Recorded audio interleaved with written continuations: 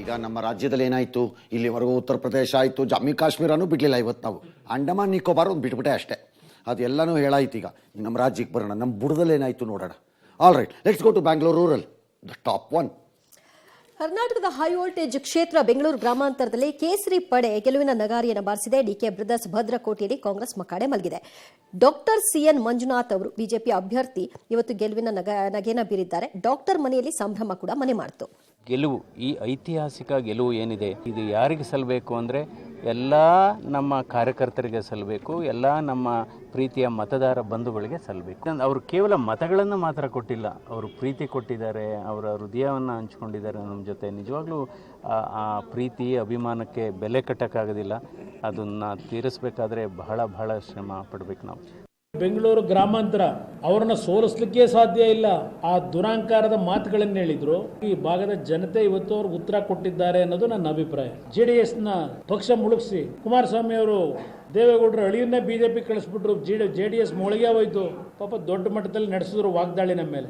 ಇವತ್ತು ಆ ಸ್ಟ್ರಾಟಜಿ ಎಷ್ಟು ಮಟ್ಟಿಗೆ ಯಶಸ್ಸು ದೊರಕತು ಅಂತಕ್ಕಂಥದ್ದು ನಾವು ಕುರಿ ಕೋಳಿ ಕರಿ ಮೇಕೆ ಕಟ್ ಮಾಡಿ ಬೆಂಗಳೂರು ಗ್ರಾಮಾಂತರ ಲೋಕಸಭಾ ಕ್ಷೇತ್ರದಲ್ಲಿ ಡಾಕ್ಟರ್ ಅವರು ಪಡೆದಿರ್ತಕ್ಕಂಥ ಸುಮಾರು ಕಮ್ಮಿ 2-3 ಲಕ್ಷ ಓಟಲ್ಲಿ 1 ಲಕ್ಷ ಲೀಡರ್ ಬರೀ ನಮ್ಮ ಕ್ಷೇತ್ರ ತಗೊಂಡಿರುವಂತದ್ದು. ನಿಂತಿರುವಂತ ಕೆಲಸಗಳನ್ನೆಲ್ಲ ಕೂಡಲೇ ಪ್ರಾರಂಭ ಮಾಡಿ ನನ್ನ ರಾಜರಾಜೇಶ್ವರಿ ಕ್ಷೇತ್ರದ ಮತದಾರ ದೇವರುಗಳ ಋಣದಲ್ಲಿದ್ದೇನೆ. ಆ ಋಣ ತೀರಿಸುವಂತ ಕೆಲಸ ಡಾಕ್ಟರ್ ಮಂಜುನಾಥ್ ಅವರ ಜೊತೆಗೂಡಿ ಕೆಲಸ ಮಾಡುವಂತಂದ್ರೆ ನಾನು ಖಂಡಿತವಾಗ್ಲೂ ಮಾಡ್ತೀನಿ. ನನಗೆ ಈ ಕ್ಷೇತ್ರದಲ್ಲಿ 3 ಬಾರಿ ಲೋಕಸಭಾ ಸದಸ್ಯನಾಗಿ ಕೆಲಸ ಮಾಡಲಿಕ್ಕೆ ಅವಕಾಶವನ್ನ ಒದಗಿಸಿಕೊಟ್ಟಿದ್ರಿ. 4ನೇ ಬಾರಿಗೆ ನನಗೆ ವಿರಾಮವನ್ನ ಕೊಟ್ಟಿದ್ದೀರಿ. ಮತದಾರ ತೀರ್ಪು ಕೊಟ್ಟಿದ್ದಾರೆ. ಆ ತೀರ್ಪಿಗೆ ನಾನು ತಲೆಬಾಗಿದ್ದೇನೆ. ನನ್ನ ಕ್ಷೇತ್ರದ ಮತದಾರರಿಗೆ ಧನ್ಯವಾದಗಳನ್ನ ಸಲ್ಲಿಸ್ತೇನೆ. ಏನ್ ಬೇಕಾದ್ರೂ ಇದ್ಕೊಳ್ಳಿ. ಡಿ ಕೆ ಸುರೇಶ್ ಮಾತುಗಳು ವೆರಿ ಲಾಜಿಕಲಿ ಮತ್ತು ಹಂಬಲ್ ಆಗೇ ಇದೆ. ಹೌದು, ಸೋತಿದ್ದರೂ ಹಾಗೆ ಇದೆ ಅದು. ಎಸ್, ಬಟ್ ಮಾರ್ಜಿನ್ ಇಲ್ಲಿ 2,69,000 ಮಾರ್ಜಿನ್ ಅಲ್ಲಿ ಗೆದ್ದಿದ್ದಾರೆ ಸರ್. Big margin. ಕಳೆದ ಬಾರಿ ಸುರೇಶ್ ಅವರಿಗಿಂತಲೂ ಹೆಚ್ಚು ದೊಡ್ಡ ಮಾರ್ಜಿನ್ ಅಲ್ಲಿ ಗೆದ್ದಿದ್ದಾರೆ ಡಾಕ್ಟರ್. ಇನ್ನು ಮಂಡ್ಯಕ್ಕೆ ಹೋಗೋದಾದ್ರೆ, ಮಂಡ್ಯದಲ್ಲಿ ಈ ಬಾರಿ ಏನಾಯ್ತು? ಸೊ ಕಾಂಗ್ರೆಸ್ ಅಲ್ಲಿ ಸೋತಿದೆ. ಮಾಜಿ ಸಿಎಂ ಕುಮಾರಸ್ವಾಮಿ ಭರ್ಜರಿ ಮತಗಳಿಂದ ಗೆದ್ದಿದ್ದಾರೆ. ಕಳೆದ ಬಾರಿ ಅವರ ಪುತ್ರ ನಿಖಿಲ್ ಅವರು ಸೋತಿದ್ರು. ಫೈನಲಿ ಆ ಮಾರ್ಜಿನ್ಗಿಂತಲೂ ಹೆಚ್ಚು ಮಾರ್ಜಿನ್ ಅನ್ನು ಅವ್ರಿಗೆ ಕೊಟ್ಟಿದ್ದಾರೆ. ಸೊ ಎಲ್ಲಿ ಎಷ್ಟೆಷ್ಟು ಏನಾಗಿದೆ? 81% ಮತದಾನ ಆಗಿತ್ತು. 14,053 ಮಂದಿ ಮತ ಚಲಾಯಿಸಿದ್ರಲ್ಲಿ ಹಲವು ಕ್ಷೇತ್ರಗಳಲ್ಲಿ ಲೀಡ್ ಸಿಕ್ಕಿದೆ ಅವ್ರಿಗೆ ದೊಡ್ಡ ಮಟ್ಟದಲ್ಲಿ. ಆರಂಭದಿಂದಲೂ ಮುನ್ನಡೆ ಇತ್ತು. ಅವರು ಕೂಡ 2,84,620 ಮತಗಳ ಮುನ್ನಡೆಯಲ್ಲಿ ಗೆಲುವಿನಲ್ಲಿ.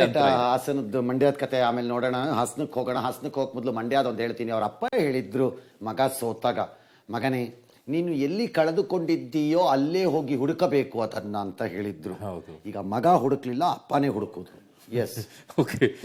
ಹಾಸನದಲ್ಲಿ ಹಾಲಿ ಸಂಸದ ಪೆನ್ಡ್ರೈವ್ ಆರೋಪಿ ಪ್ರಜ್ವಲ್ ರೇವಣ್ಣರನ್ನ ಮತದಾರ ಪ್ರಭುಗಳು ತಿರಸ್ಕಾರ ಮಾಡಿದ್ದಾರೆ. ಕಾಂಗ್ರೆಸ್ ಅಭ್ಯರ್ಥಿ ಶ್ರೇಯಸ್ ಪಟೇಲ್ ಗೆದ್ದು ಬೀಗಿದ್ದಾರೆ.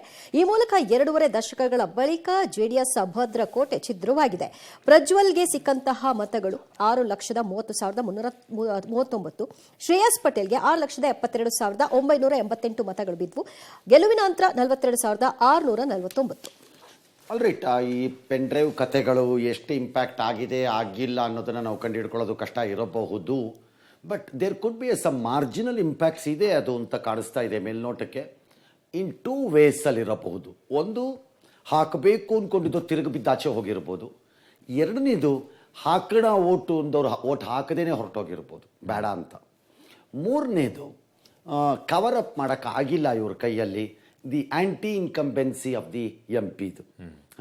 5 ಡೇಸ್ ಮಾತ್ರ ಕ್ರೂಷಿಯಲ್ ಆಗಿತ್ತು ಸರ್. All right.